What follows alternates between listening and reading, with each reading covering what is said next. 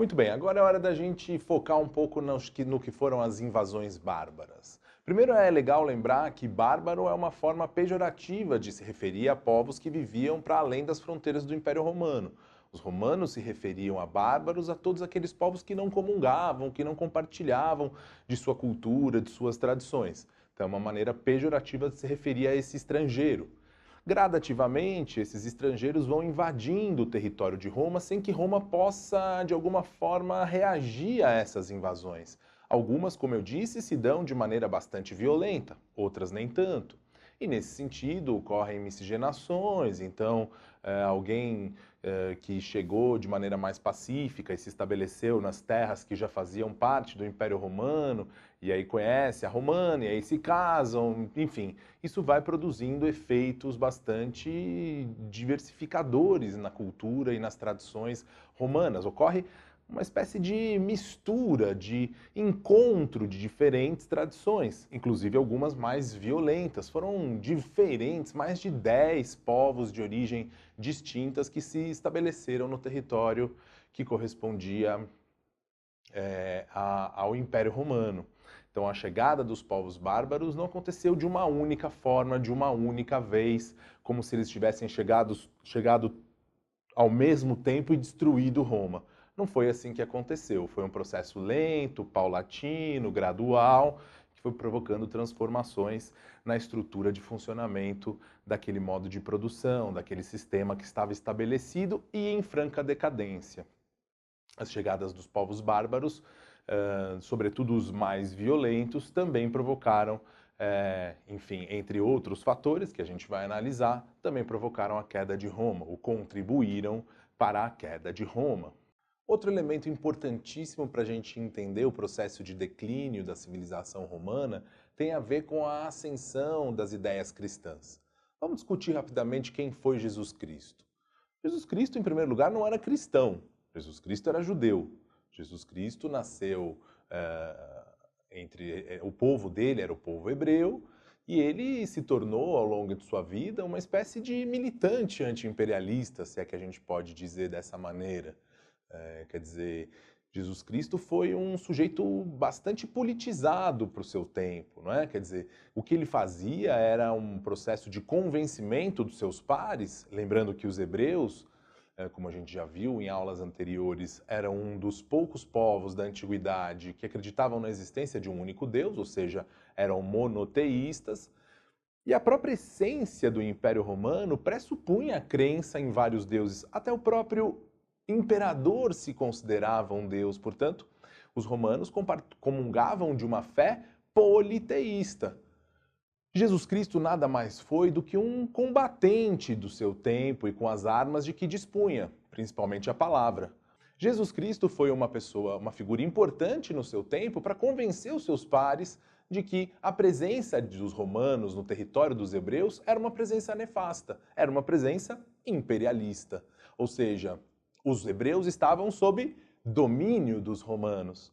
Quando Jesus, né, como a gente lê lá nos versículos bíblicos, quando ele sobe no alto da montanha e faz seus discursos, esses discursos têm um teor político. E o preço que Jesus Cristo pagou foi um preço bastante alto. Jesus pagou com a própria vida toda essa petulância de se opor aos principais pilares de sustentação do Império Romano. Quando Jesus dizia que todos somos filhos de um único e exclusivo Deus, ele está dizendo que não faz sentido escravizarmos uns aos outros. E o escravismo é um dos pilares de sustentação do Império Romano. Quando Jesus diz que só existe um único Deus e reafirma isso, ele está pondo em xeque o próprio imperador e a crença que os romanos cultivavam de que o imperador tinha uma divindade. Então Jesus pagou o preço que qualquer um pagaria por fazer esse enfrentamento. Aliás, Jesus não foi o único crucificado. Muitos foram os condenados à morte pelos romanos, assim como Jesus. Fato é que quando ele morreu, o Império Romano vivia o seu auge. No momento em que o Império Romano começa a viver os seus momentos, digamos, de decadência, conforme o sistema, né, o modo de produção que predominava em Roma começa a decair, as ideias do cristianismo vão ganhando força e vão ganhando corpo. E isso vai fazendo com que cada vez mais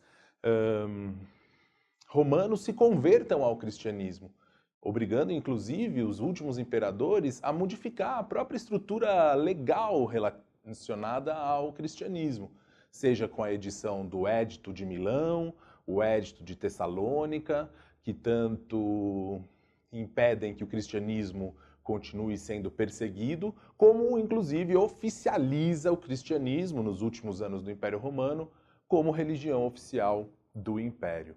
Uma coisa interessante, como você pode ver nessa imagem que a gente selecionou para vocês, é a construção do mito.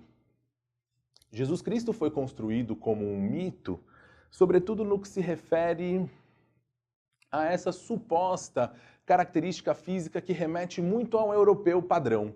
A imagem da esquerda é a imagem que a gente se acostumou a ver, e a que a gente se acostumou a identificar como sendo Jesus Cristo. Um homem alto, loiro, de olhos verdes ou azuis, que nada corresponde ao que de fato deve ter sido Jesus Cristo. A imagem da direita é uma espécie de reconstituição feita pelos arqueólogos que demonstram como deve ter sido de verdade Jesus Cristo. Um homem muito mais parecido com um habitante típico do Oriente Médio. Uma pele um pouco mais amorenada, o nariz um pouco mais largo, enfim. Essa construção mítica em relação à imagem de Jesus também é algo que remete à própria configuração do cristianismo depois do fim de Roma, durante a Idade Média Europeia.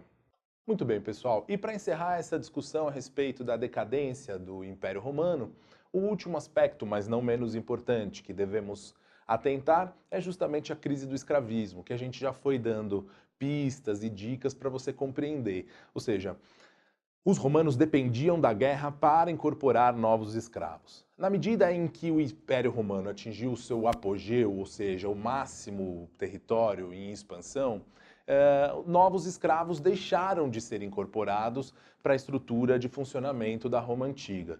E isso vai provocando gradativamente uma decadência também na forma de se sustentar que os romanos estruturaram. A ausência de escravos provoca um colapso em múltiplos sentidos, inclusive na capacidade produtiva. Então, é importante entender como esses três elementos, o cristianismo, a crise do escravismo, a decadência no número de escravos e as invasões bárbaras, em conjunto, de maneira integrada, contribuem para a decadência de Roma. A falta de escravos é um elemento crucial nesse processo, mas não pode ser visto de maneira isolada. A falta de escravos tem a ver com a chegada também dos povos bárbaros, com a ascensão do ideário cristão, e uma coisa interfere na outra, de tal maneira que o caminho para a chegada dos povos bárbaros mais violentos, especialmente os érulos, liderados por seu imperador Odoacro, que em 476 impõe a derrota final aos romanos, inaugurando, mesmo que eles não soubessem o que estavam fazendo nesse momento, afinal essa é uma construção histórica a posteriori, mas de toda maneira contribuindo para o fim definitivo de Roma e para o início de uma nova era, conhecida como Idade Média.